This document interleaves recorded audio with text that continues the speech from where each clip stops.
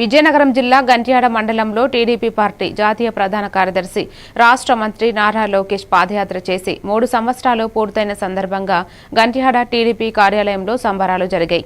మండల అధ్యక్షుడు Kondapalli Bhaskara Naidu cake cut చేసి కార్యకర్తలకు పంపిణీ చేశారు. కార్యక్రమంలో కుప్పల వెలమ అధ్యక్షుడు విజయ్ కుమార్ మరియు పలువురు పార్టీ నేతలు పాల్గొన్నారు.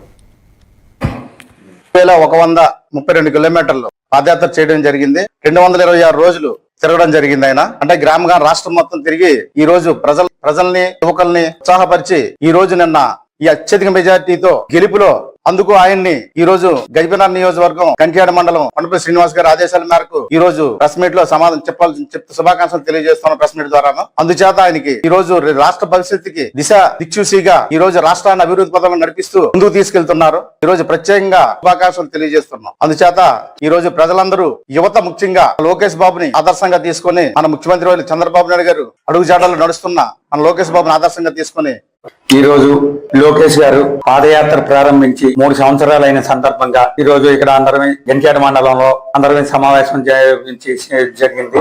లోకేష్ గారు పాదయాత్ర ప్రారంభించే టైంకి 3132 కిలోమీటర్లు పాదయాత్ర చేసి మొత్తం అంతా రాష్ట్రం అంతా మన రాష్ట్రం అంతా పర్యటించి సమస్యలు ఏమున్నాయి, యువత యొక్క సమస్యలు గాని లేకపోతే భవిష్యత్తు వ్యవసాయదారులు గాని మొత్తం కార్మికులు కర్షకులు అందరూ సమస్యలు తెలుసుకొని రాటు దేరి అతన్ని ముందు అందరూ పప్పు అనేవారు. తర్వాత దీన్ని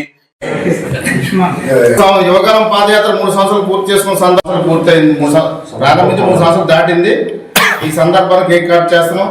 ఏదైనా పాదయాత్రతో ప్రారంభమైన తెలుగుదేశం గెలుపు మన జరిగిన గెలుపు ప్రధాన కార్యక్రమం లోకేష్ బాబు గారు కనుక ఆయనకి అందరు పార్టీ తరఫు నుంచి శుభాకాంక్షలు తెలియజేస్తాం.